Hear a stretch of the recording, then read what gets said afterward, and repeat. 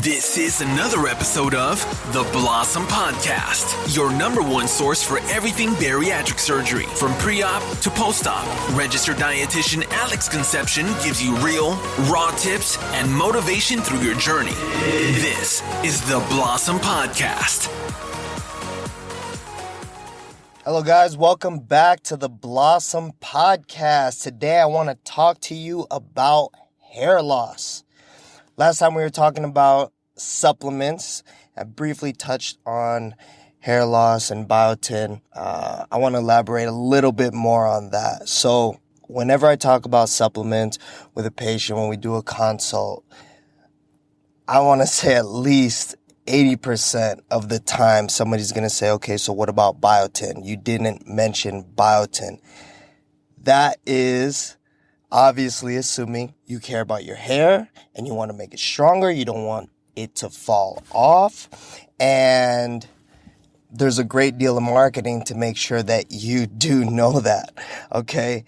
Now, what does the science say? The science actually says that the hair is not going to be really affected unless you're deficient.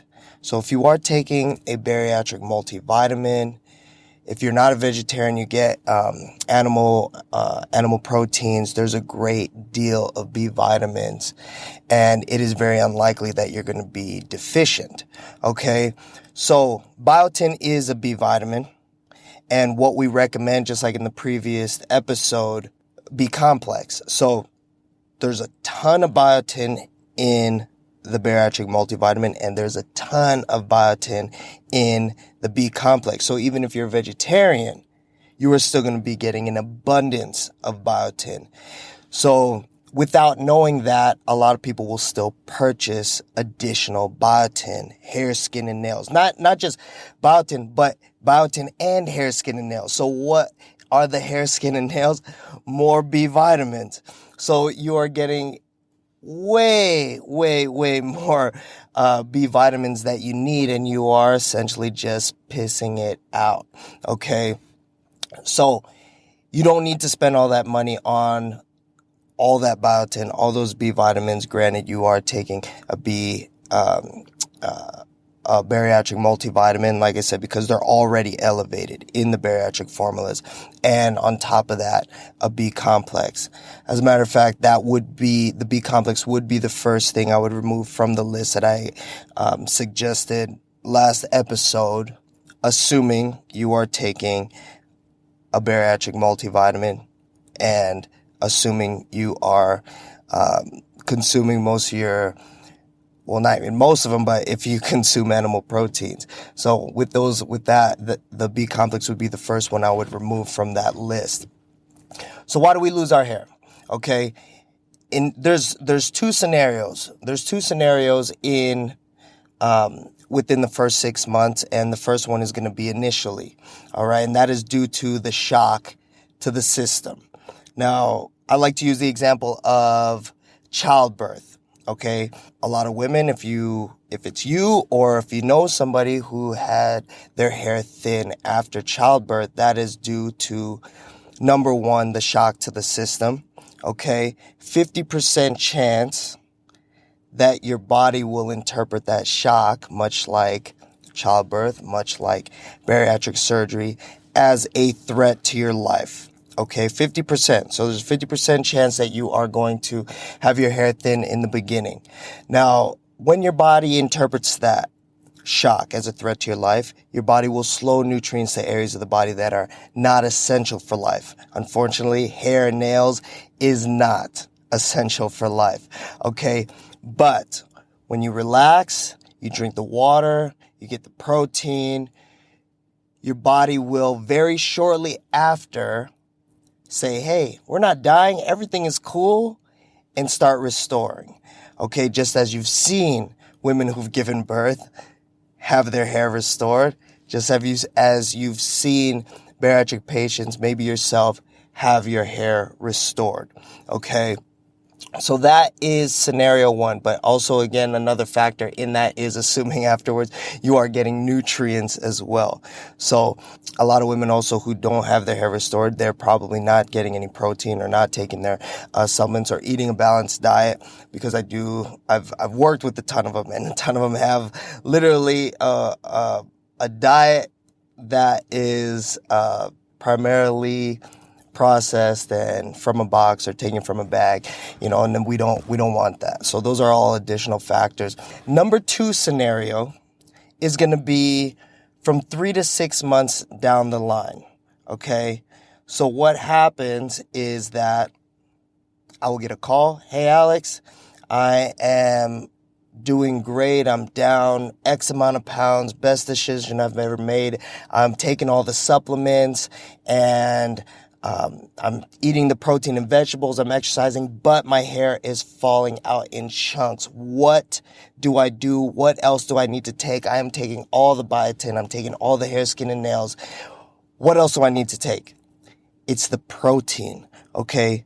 The protein is the number one factor that you need to worry about when it comes to hair loss, okay? Now, we say minimum 60 grams of protein. I want you to hit that. But with the demand, with exercise, with whatever demanding job you may have, you want to up that protein, okay? Possibly 90 grams, 100, 120 grams, depending on the activity and, of course, because the calories are very low. Now, how do we get to this point?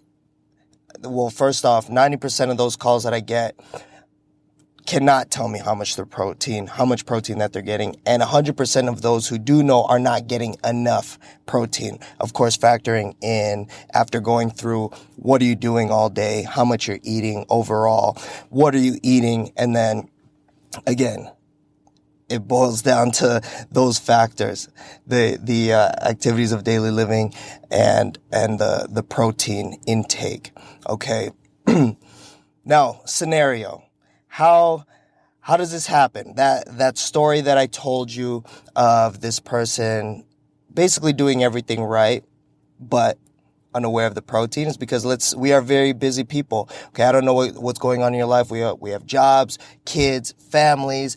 I'm telling you, protein and vegetables. The sleeve is restrictive, and I tell you that basically it's very difficult to go overboard when you stick to protein and veggies, and the sleeve will essentially take care of the rest, right? So let's say you're on your way to work, you pick up a salad, a chicken salad, it's protein and vegetables, you're doing everything right, but that chicken salad will take you to meal 2, meal 3, and meal 4 without adding chicken to meal 2, meal 3, meal 4.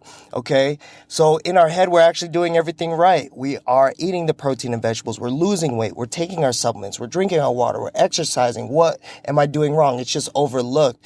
If you're not logging your food, you actually run the risk of not eating enough. And in this case, a lot of times it's the routine that we get into that prevents us from actually hitting numbers that's actually needed to be monitored.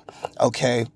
Yeah. So if that's one of the scenarios, you're actually getting maybe 15 grams of protein until your dinner. And even then it's still going to be restricted, maybe maximum 30 grams of protein throughout the day for the next 3 to 6 months. Of course, your hair is going to fall out. Okay. And that brings me back to the biotin. It doesn't matter how much biotin you're taking. If you're not deficient, it's not going to help your hair, but also you can take all the biotin you want. It's not going to make a difference unless you're getting adequate protein. That's the point. Okay. Get adequate protein as a priority, and then you can supplement with the B's and the multivitamin, the complex. Even if it helps you sleep at night, go ahead, take the biotin. Okay. But I'm just telling you, you don't need it with everything else considered. Now, if you're in the position where your hair is thinning now, don't assume that it will restore instantly. Okay, we live in a society of instant results. We want now. It took you 3 to 6 months to get there. Give it another 3 months to 6 months to restore to where you had it before with adequate protein intake. Okay. So our pre-op diet is a 2 shakes in 1 meal. So if you were to do 2 shakes, example, Premier Protein, that would already give you the 60 grams of protein. Okay, so anything more than that is going to be beneficial with your meal, with the protein dense foods, whole foods. It's going to be, you're already hitting that minimum, which is perfect. That is a great control, or at least starting your day with a shake. Okay, so that's my suggestion. If you are getting 60 grams every day and your hair is thinning, your demand is higher. Up it to 90 grams, okay, and do that consistently. Make that the minimum. If you are exercising heavily, and when I say heavily, that's very subjective as well. If you have a personal trainer or if you have had a regimen put together, it's not a bad thing to go over 100 grams of protein, 120 grams of protein, especially if you are lifting weights, okay? Keep all that in mind. Obviously, these are generalized, and you'd want to make a consultation and talk to your dietitian, talk to your doctor when it comes to the specifics on what your body is demanding, especially with the activities of daily living, your work, what you do at the gym, and all of those things, because I can't see it, so I am generalizing here. I just want to paint you a picture, and I want you to get the idea. But hair, the number one factor is protein, so get it in, okay? That's pretty much it. I will talk to you guys in the next. Peace. This was another episode of the Blossom Podcast. For more motivation and future episodes with Alex, make sure to subscribe so you don't miss out on any life-changing moments.